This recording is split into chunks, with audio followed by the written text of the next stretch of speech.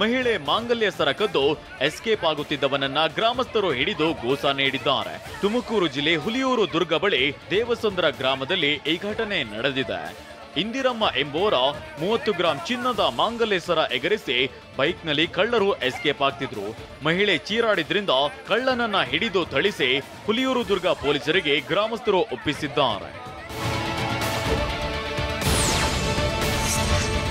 ಸುಪ್ರಸಿದ್ಧ ಕೊಪ್ಪಳ ಗವಿಮಠದಲ್ಲಿ ತೆಪ್ಪೋತ್ಸವ ಸಂಭ್ರಮ ಮನೆ ಮಾಡಿದೆ. ಜನವರಿ 15ರಂದು ನಡೆಯಲಿರುವ ಗವಿಮಠದ ರಥೋತ್ಸವಕ್ಕೆ ಸಕಲ ತಯಾರಿ ನಡೆದಿದೆ. ತೆಪ್ಪೋತ್ಸವಕ್ಕೂ ಮೊದಲು ನಿನ್ನೆ ಗಂಗಾರತಿ ನಡೆಯಿತು.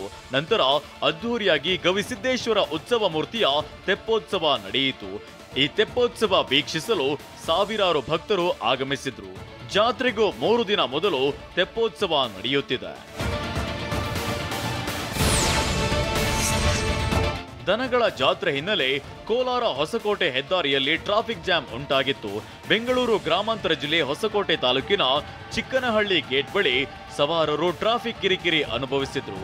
ನಿನ್ನೆ ವೀಕೆಂಡ್ ಹಿನ್ನೆಲೆ ಜಾತ್ರೆಗೆ ಹೆಚ್ಚಿನ ಸಂಖ್ಯೆಯಲ್ಲಿ ಜನರು ಕಾರುಗಳಲ್ಲಿ ಆಗಮಿಸಿದ್ರು.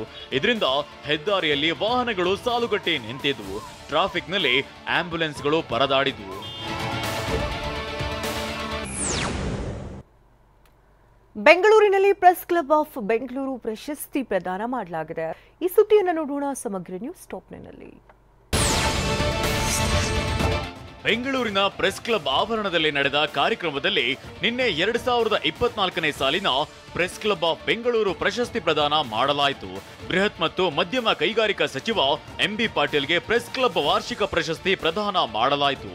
ಇನ್ನು ಟಿವಿ9 ಕನ್ನಡ ವಾಹಿನಿಯ ಟೆಕ್ನಿಕಲ್ ಹೆಡ್ ಶ್ರೀಕಾಂತ್ ಎಂ ಹಾಗೂ ಟಿವಿ9 ಡಿಜಿಟಲ್ ಸಹಾಯಕ ಸಂಪಾದಕ ಜಗದೀಶ್ ಬೆಳ್ಳಿಯಪ್ಪಗೆ ಸಿಎಂ ಸಿದ್ದರಾಮಯ್ಯ ವಾರ್ಷಿಕ ಪ್ರಶಸ್ತಿ ಪ್ರದಾನ ಮಾಡಿದ್ರು. ಕೆಲಸವನ್ನು ಗುರುತಿಸಿ ಪ್ರೆಸ್ ಕ್ಲಬ್ ಅವರು ಮತ್ತು ಅವರ ಕಮಿಟಿಯವರು ನಮಗೆ ಅವಾರ್ಡ್ ಕೊಡೋದಕ್ಕೆ ತುಂಬ ಧನ್ಯವಾದ. ಈ ಅವಾರ್ಡನ್ನು ನಮ್ಮ ಟೀಮಿಗೆ ಸಮರ್ಪಿಸ್ತೀನಿ. Thank you very much. Guarantee ಜಾರಿ ಮಾಡೋಕೆ ಆಗಲ್ಲ ಅಂತ ಹೇಳುತ್ತಿದ್ರು. ಆದ್ರೆ ಯಶಸ್ವಿಯಾಗಿ ಜಾರಿಗೊಳಿಸಿದ್ದೇವೆ ಅಂತ ಬಿಜೆಪಿಗೆ ಸಿಎಂ ಸಿದ್ದರಾಮಯ್ಯ ತಿರುಗೇಟು ನೀಡಿದ್ದಾರೆ. ಬೆಂಗಳೂರಿನ ಪ್ರೆಸ್ ಕ್ಲಬ್ ಆವರಣದಲ್ಲಿ ಪ್ರಶಸ್ತಿ ಪ್ರದಾನ ಮಾಡಿ ಮಾತನಾಡಿದ ಅವರು, ಟೀಕೆ ಮಾಡೋರು ಇದ್ರೆ ನಾವು ಎಚ್ಚರವಾಗಿರ್ತೇವೆ. ಟೀಕೆ ಆರೋಗ್ಯಕರವಾಗಿರ್ಬೇಕು, ರಾಜಕೀಯ ಇರಬಾರ್ದು ಅಂತ ಹೇಳಿದ್ದಾರೆ. ಟೀಕೆ ಮಾಡೋರು ಇರಬೇಕು, ಆಗ್ಲೇ ನಾವು ಸ್ವಲ್ಪ ಎಚ್ಚರಿಕೆಯಿಂದ ಇರ್ಲಿಕ್ಕೆ ಸಾಧ್ಯ ಆಗ್ತದೆ. ಆದರೆ ಟೀಕೆಗಳು ಆರೋಗ್ಯಕರವಾಗಿರಬೇಕು, ರಾಜಕೀಯ ಪ್ರೇರಿತವಾಗಿ ಇರಬಾರ್ದು.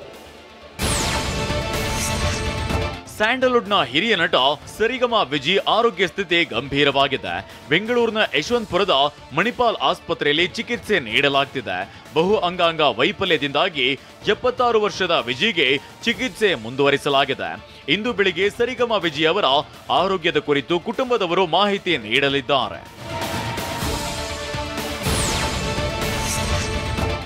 ಆರ್ ವಿಜಯ್ ಕುಮಾರ್ ಸ್ಯಾಂಡಲ್ವುಡ್ನಲ್ಲಿ ಸರಿಗಮ ವಿಜಯ್ ಎಂದೇ ಹೆಸರು ಮಾಡಿದ್ರು. ಸಂಸಾರದಲ್ಲಿ ಸರಿಗ ಎಂಬ ಹಾಸ್ಯ ನಾಟಕದಲ್ಲಿ ನಟಿಸಿದ್ರಿಂದ ಅವರಿಗೆ ಸರಿಗಮ ವಿಜಿ ಅಂತ ಹೆಸರು ಬಂತು. 1980ರಲ್ಲಿ ಗೀತಪ್ರಿಯ ನಿರ್ದೇಶನದ ಬೆಳವಳದ ಮಡಿಲಲ್ಲಿ ಚಿತ್ರಕ್ಕೆ ಸಣ್ಣ ಪಾತ್ರದಲ್ಲಿ ನಟಿಸುವುದರ ಮೂಲಕ ನಟನಾಗಿ ಗುರುತಿಸಿಕೊಂಡ್ರು. ಈವರೆಗೆ 269 ಚಿತ್ರಗಳಲ್ಲಿ ನಟನೆ, 80 ಚಿತ್ರಗಳಿಗೆ ಸಹಾಯಕ ನಿರ್ದೇಶನ ಮಾಡಿದ್ದಾರೆ. 2400 ಧಾರಾವಾಹಿ ನಿರ್ದೇಶನದ ಜೊತೆಗೆ ನಟನೆ ಮಾಡಿದ್ದಾರೆ. ವಿಶೇಷ ಅಂದ್ರೆ ಟೈಗರ್ ಪ್ರಭಾಕರ್ ಚಿತ್ರಗಳಲ್ಲಿ ಹೆಚ್ಚಾಗಿ ನಟಿಸಿದ್ದಾರೆ. ಮೈಸೂರು ಜಿಲ್ಲೆ ನಂಜನಗೂಡು ಶ್ರೀಕಂಠೇಶ್ವರನ ಸನ್ನಿಧಿಯಲ್ಲಿ ನಿನ್ನೆ ಅಂಧಕಾಸುರ ಸಂಹಾರ ಕಾರ್ಯಕ್ರಮ ನಡೆಯಿತು. ಅಂಧಕಾಸುರನನ್ನ ತಾಂಡವೇಶ್ವರ ಸಂಹಾರ ಮಾಡಿದ ಪ್ರತೀಕದಂತೆ ಆಚರಣೆ ಮಾಡಲಾಯಿತು. ಅಂಧಕಾಸುರನ ಸಂಹಾರ ಮಾಡುವಾಗ ದಲಿತ ಸಂಘಟನೆ ಸದಸ್ಯರು ತಡೆ ನೀಡಿದ್ರು. ಮಹಿಷನಿಗೆ ಅವಮಾನ ಮಾಡುತ್ತಿದ್ದಾರೆಂದು ಉತ್ಸವ ಮೂರ್ತಿಗೆ ಎಂಜಲು ನೀರು ಎರಚಿ ಗಲಾಟೆ ಮಾಡಿದ್ರು.